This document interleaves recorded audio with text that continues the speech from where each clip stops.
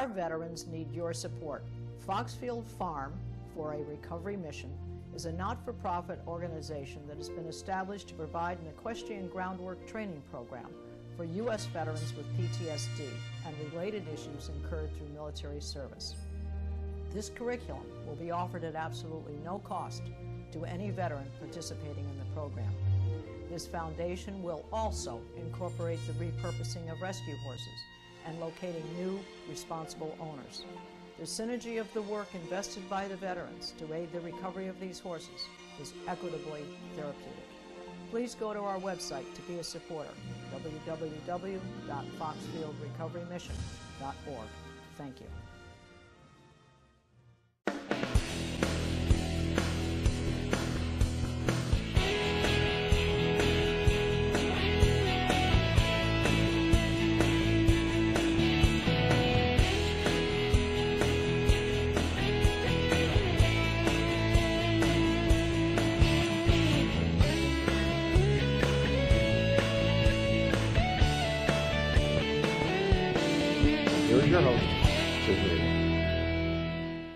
Hello, and thank you for joining me today. Our venue is once again the Connecticut Historical Society. We'd like to thank them for providing this beautiful space in which our ability to have this interview with my guest today, Oz Griebel. He is President and CEO of the Metro Hartford Alliance. It's a pleasure to be here. Great to be back with you again. Yeah, ditto. Delighted to be here.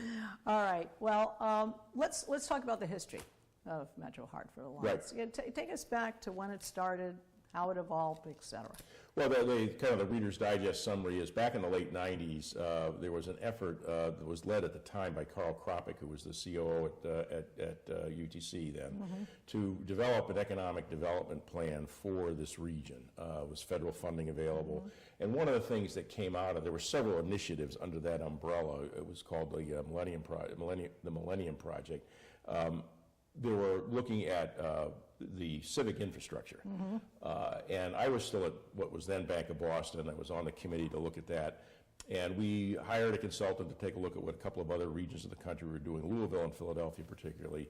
And the notion of trying to combine entities that were in similar activities, seeking funding from the same sources, were to put those together. And what came out of it over a 3-year period, I had left the bank, went down to McDermott, and then in 2001, a decision was finally made to take what was then the economic development arm, the Capital Region Growth Council, and merge it with the then 200-year-old Metro Hartford Chamber of Commerce. That created the Metro Hartford Alliance. And from my perspective, they were looking for a CEO. Both Tony Giorgio and Tim Moynihan, who were the respective CEOs, had decided that they were going to retire once the deal was put together, the transaction was put together. So I was given the opportunity to lead the new organization, and it was one of those things you figure I'd be there 2 or 3 years, and 16 years later, see how it goes. Right.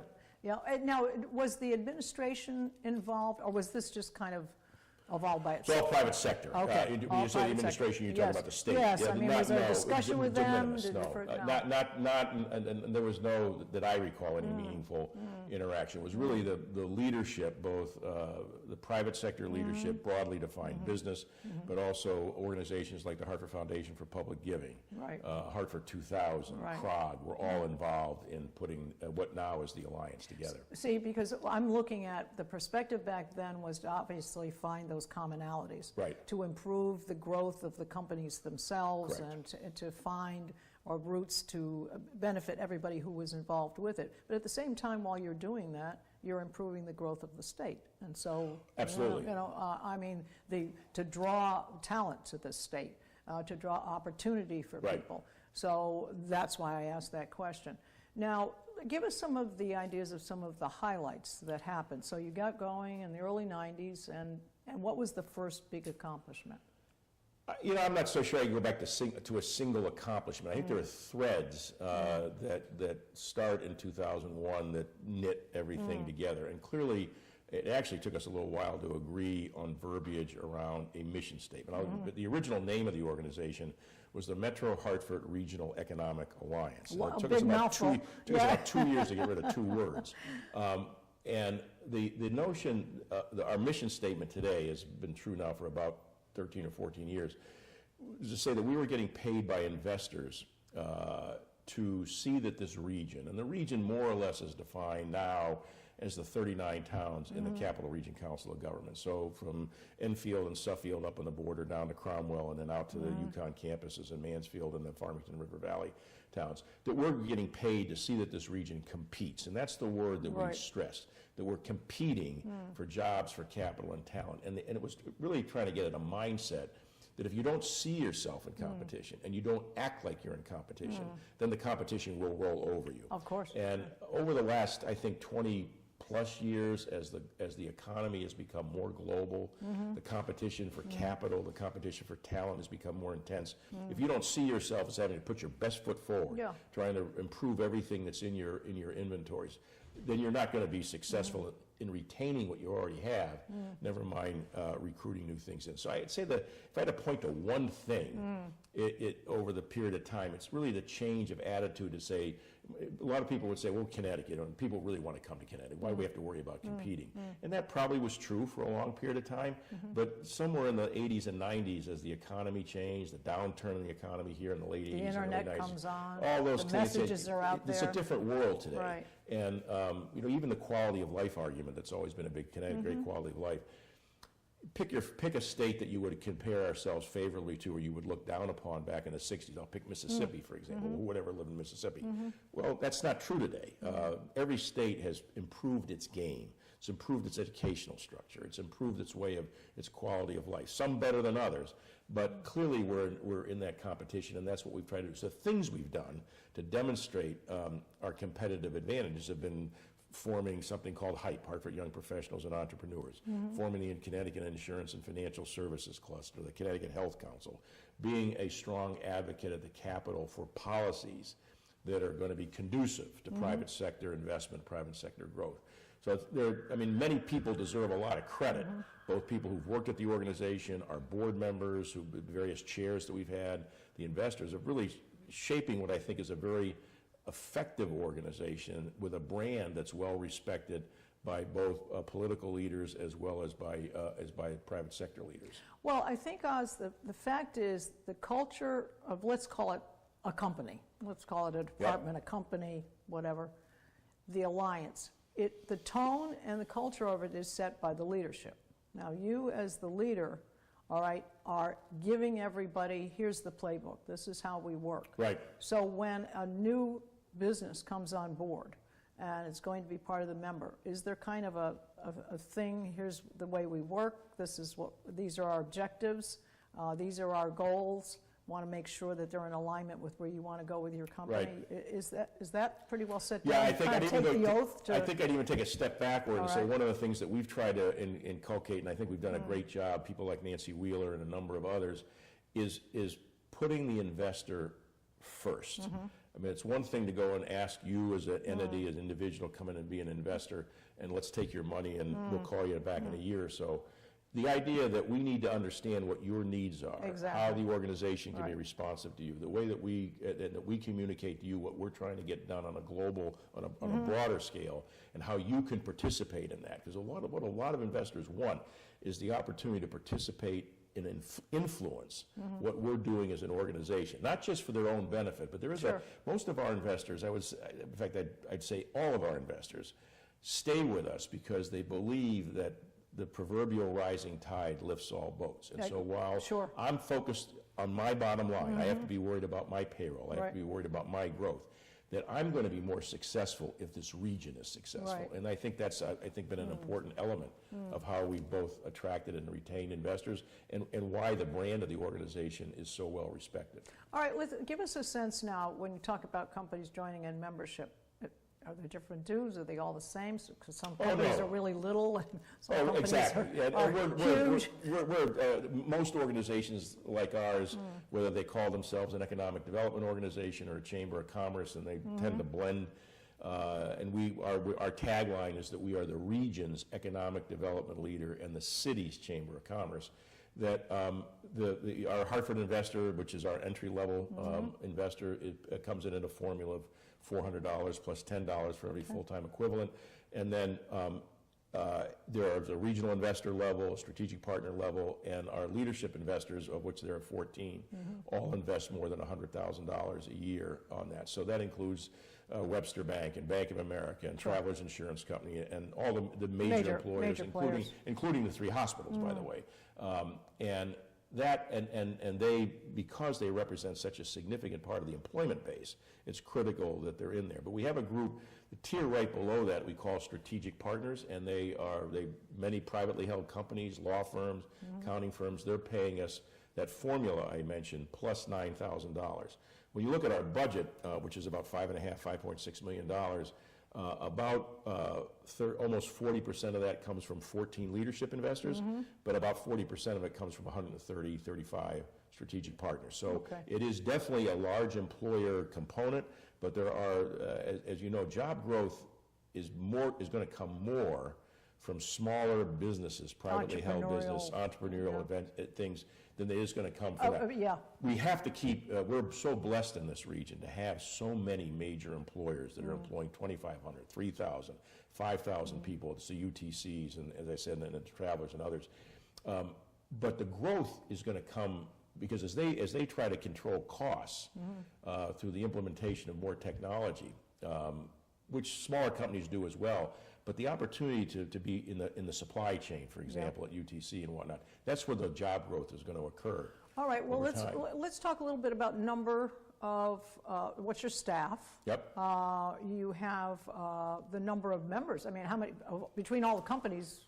We're just shy of 800. 800, okay. You know, as I say, we're not for everybody. Right. Not everybody sees the value and whatnot, but we're fortunate to have what I would call the intellectual leadership in this region. The bulk of that is represented in the organization. Now, what about staff?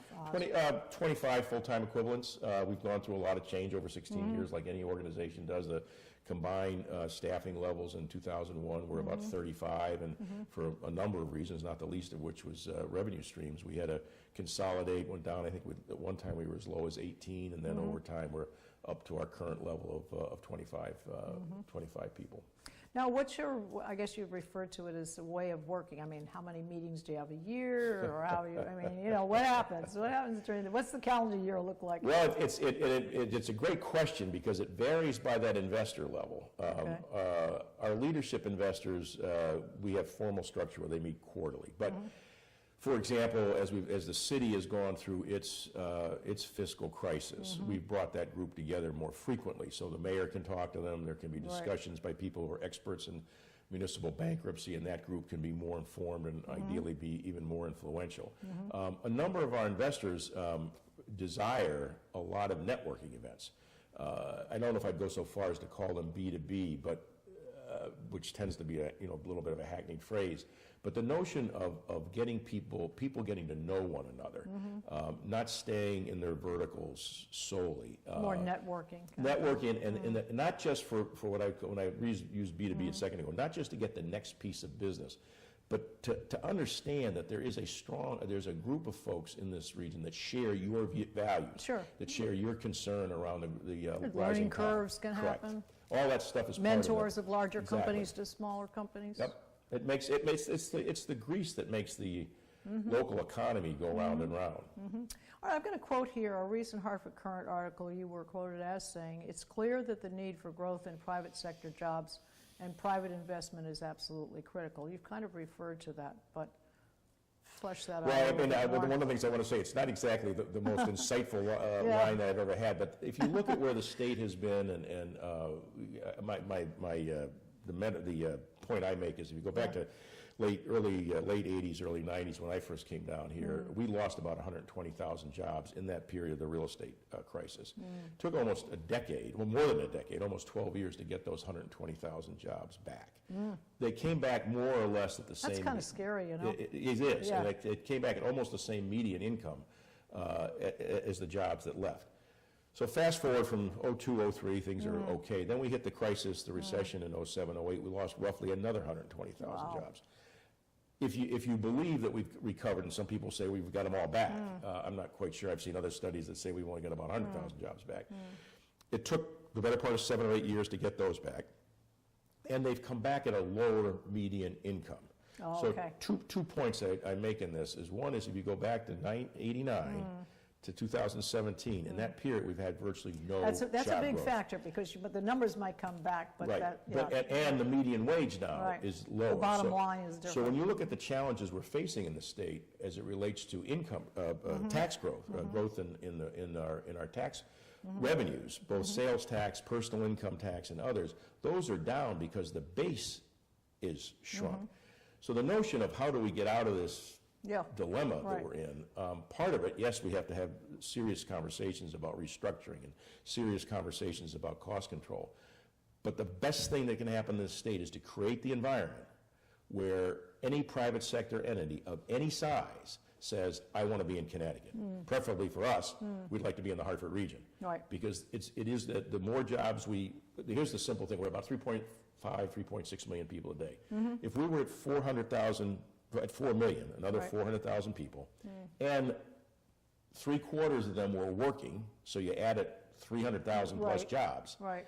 You change the dynamic. Now, I recognize how aggressive that statement is, but it's that kind of aspirational goal that we need to have to change the There's a environment. little bit of chicken and the egg, in a It way. is. It is. You need the talent, but then is there a place to put the talent? Right. And then, okay, we've got some jobs, we've got a new businesses moving in and so forth, but all the young people who were graduating from our good colleges left and went to New York. If there are jobs here, they won't.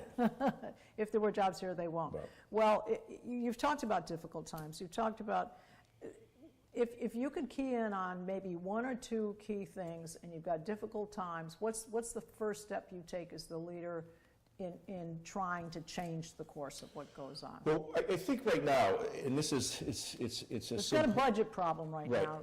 Its simplistic statement is trying to reignite private sector confidence. This state is not unique in the 49 other states with our budget problems. Illinois has got huge problems, significant unfunded liabilities, both at the state and at the Chicago level. Pennsylvania has issues. We're not unique. Sure. But right now, we have both a reality and a perception that then becomes reality, that this isn't a place where you want to grow a business or where you want to start a business. We aren't the insurance capital of the world anymore. Well, we would argue we are, because that's part of Okay. our marketing Would you- responsibility. Okay, so you would still say we Oh, are? on a per capita basis, we're still clearly the Okay. insurance capital. We But, don't hear the words being used. well, we use them. Okay, And in you fact, use on November 16th, we've got our 6th Annual Insurance Market Summit specifically to market the fact that Connecticut is the insurance capital. And with healthcare such a big deal, Correct, and that's another can place for fan the us to be. flames here. Correct. So there's a lot, our asset base is still very strong. Right. And then it's our job to promote that and not take our eye, no matter how daunting the fiscal challenges are. Our base here is very strong. This is a great state with tremendous assets and a great place to do business. But the perception and the reality of certain, over a long period of time, not just in the last 4 or 5 years, but over a long period of time, I've used the analogy that the private sector is the golden goose that lays the eggs of revenue that allow you to do the things that you need to do in transportation infrastructure and education, taking care of those who are in need. And we've had a history here by I think the legislature particularly, that they're more concerned about consuming the eggs Yes, than they are about the health of the goose. yes. And it's that health of Quite the true. goose that we've got to make sure that the goose understands that leadership in the state, both private and public sector, understands how important the health of that goose is, so that we want you to stay here. And if you had to pick the one thing, and this is when you ask the question, it's Yeah. very difficult to do, but to focus on changing attitudes. We're not going to get out of these fiscal issues in 1 year. No. But the idea of adopting... We didn't get definite- into them in Correct. 1 It year. took good 30 years to get Yeah, where we are yeah. today. And, but if we were able to adopt the definitions for the constitutional spending cap, so that when Attorney General George Jepsen declared it unenforceable because those definitions weren't passed, I think you send a signal to the private sector that we're getting our act together Yes. in that regard. If we can put together a plan to show how we're going to address the unfunded liability problem in a way that's That's really key. It's a big issue. Yeah, it is. And that unfunded liability problem is not going to be wiped off our balance sheet for a long time. But if you can demonstrate you're making changes to address the liability and make structural changes in the benefit packages for the workforce, I think you send a It's the anticipation of something getting better. You know, it's a little bit like being sick and you hear the doctor's coming. Yep. You suddenly feel better because you know, right. You know, there's a light at the end of the tunnel. And I do think this effort, this concept of collaboration, Susan, to me is so important that we've, in part because of the history of New England, the history of Connecticut, 169 towns, we take great pride in each of the towns, that it also tends to, I think, cause us to operate in silos. So the elected officials at the municipal state level work in one silo and the private sector works in another. What I think I've seen in other regions of the country that have been able to have quality, sustainable economic growth, there is a consistent interaction between public and private sector leaders. See, there's got to be a learning curve. You got to be looking at how come they're doing so well and how come they failed. And we want to know in the private sector, if I'm an elected official, I really want the private sector, I want to be seen as an ally, and I want to know what you are. If you look at the thing we've said, I think I mentioned this a minute ago, the single biggest asset this state has is its intellectual capital. This is still a state full of smart people. Some in the elected sector, many in the private sector. Clearly we have an education, higher education system that's not just educating those who are going to school, but they have their own intellectual capital. They're major employers. There's a lot of experience there, practical as well as academic. Correct. And so trying to find ways to bring that together is a thing we've tried to do in the Metro Hartford Alliance by bringing, particularly our private sector folks, we do a lot of convening is the word we use. So we have an issue. We don't profess to have the answer to that issue, but let's bring some smart people in the room to talk about it, talk about what some of the options are, and see where we can play a role in implementing it. All right, well, we talked about bringing more business here and et cetera. Amazon apparently is interesting. Are they looking at a whole bunch of states, or are they picking Connecticut as like an opportunity? They've done a very, in my opinion, a very cute thing. I'm sure that their advisors, either internal or external, have already probably identified 3 or 4 areas. But why not throw it open, see what they get out of it. The good thing here in Connecticut, and if you're handicapping this, you're probably not going to put a lot of money on it. If Amazon comes into Westchester County or Worcester, Massachusetts, Connecticut's going to benefit. So somewhere in the Northeast that's proximate is important. We would love to have it in Connecticut, absolutely. But what I've seen in the last 3 weeks as DECD, Catherine Smith and folks at DECD have been organizing, it's given us an opportunity to bring, to my point about collaboration, different parts of the state together and talk more about how we promote the state of Connecticut, the asset base we have, the significant asset base we have here. Not just put parcels of real estate in front of them, because it's a very sophisticated company, obviously. They're looking at where's the talent, source of talent. Where's the long-range benefit? And how we position ourselves, I think one of our big assets is our proximity to Boston and New York in this corridor. One could argue that they're arch enemies because they're taking, but we've got to be in this corridor of one of the most densely populated areas of high income individuals and the most talented individuals, really all the way down to DC. It's an extraordinary asset that we promote. Now that's what Catherine and others have done at DECD is pulling that together. The application is due on I think it's the 18th. Right. So what comes out the other end, let's bet for the moment that Amazon goes somewhere other than Connecticut. We've created a prototype that I think can now be used, whether we're going after 20 jobs or 2,000 jobs, or just talking to the entities that are here about why you should continue to grow here. I think we've got something that we've had a chance to be a little bit more cohesive in our presentation. Do you aggressively go out and seek to find companies, or do you just kind of wait and hope they come here? Well, our biggest thing right now is make sure the jobs we have here, when you look at job growth, and I don't have the statistics, and some economist I'm sure is going to prove me wrong, where you get job growth is organic.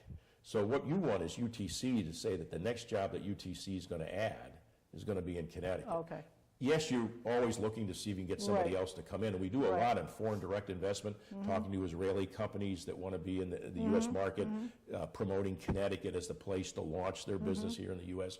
But when you look at significant growth, I said that the most important job asset we have are the jobs we already have. So making sure that the Aetnas and the UTCs and the Stanley Black & Deckers and the Pitney Bowes and all those large employers, that they want to stay here and grow here. And then the supply chain grows off that. On it. One of the things that I don't think many people know is that Electric Boat's looking for 14,000 to 16,000 people over the next 4 years because of the submarine contracts. Well, this is the kind of stuff that needs to be You've out got- there. and how we can use that and leverage that. Right. Because those jobs, they're not going to move that the ED's not moving that Right. construction. So how do we take advantage of this Yes. extraordinary opportunity with submarine contracts? Similarly with the aircraft the engine manufacturing that's going on at Pratt and down at Sikorsky. Those contracts now will start taking effect in 19, 20, 21. That's going to have an impact on employment, making sure that we've got the right folks here. But it's that organic growth as much as it is trying to get an Amazon to come to your state. Well, when we talk about the future of what's going to happen with the Alliance, and we're going to be looking, and I think we may as well talk about the fact you're going to be stepping down Right. at the end of this calendar year. Yep. And you're looking at other potential opportunities. Right. And before you make a comment on that, what do you see? You're going to be involved in the next person who's going to take over this job. Well, what skill set? Well, what I'm most involved in is actually working with a consulting firm that's coming in and evaluating the Alliance. All the things I've talked about here, we're taking a hard look at that, what needs to be tweaked, what should be changed, how much more focus should there be on economic development per se. So that's the thing I focused on. Camoin Associates is the firm we've hired. We've also just hired them to do the CEO search. So part of the skill sets that are going to be looked at for the new CEO will be to a large extent determined by any refinements in our current areas of focus. But if I had to guess in the current conversations, the goal will be to identify someone who has had meaningful economic development experience in a regional economic development organization. Yeah. So the search will be national, but it'll be with that kind of a background. All right, so Oz, one of the things you're considering now Right. is to get involved and exploratory interest in the governorship for 2018. Correct. Is there at some point you've made a determination, you're definitely going to go for it, you're still considering it? It's like everything else, like many of these things, it's iterative. I've talked to a lot of folks. I have a real interest in one of the many things I've enjoyed about the Alliance is working with the Alliance is all the interaction you get with people, both the people with whom I work, my 25 colleagues, our investors, people in the private sector, in the elected arena, and being part of that process and taking advantage of the relationships I have and the experiences I've had is something I'm looking at very seriously to see is that worthy of putting in front of voters in 2018 to say, see, here's the kind of experience I would bring to the table. I have not made the proverbial definitive decision, but in all likelihood, I'm going to do it because I really have an interest in it. And like many people, you feel an obligation as a result of the great benefits I've had for living here To in do almost something 25 with it. to make sure that the next generation, the people who are in their 50s and 40s and 30s and beyond, that they get the same opportunities Sure. here that I've had the benefit Well, of. we certainly wish you all the luck for Oh, that. I appreciate it. Thank you. And we very much appreciated your time today. Yep, same here. We've covered a lot of ground, I think, and I'm sure that the future for the Alliance is going to be very good with you leaving some very good tracks. Oh, there's no question. As I've said to somebody, by March, I hope somebody says Oz who and the Alliance, and then we'll be in good shape. I don't think so. All right, well, I'd like to give the website for the Metro Hartford Alliance. It's metrohartford.com. I also want to thank again the Connecticut Historical Society for their venue here, and their website is chs.org, and I'd like to remind you to see all of our programs on our website at www.ctvalleyviews.com. This is Susan Regan. Thank you for joining me and bringing proof to the people.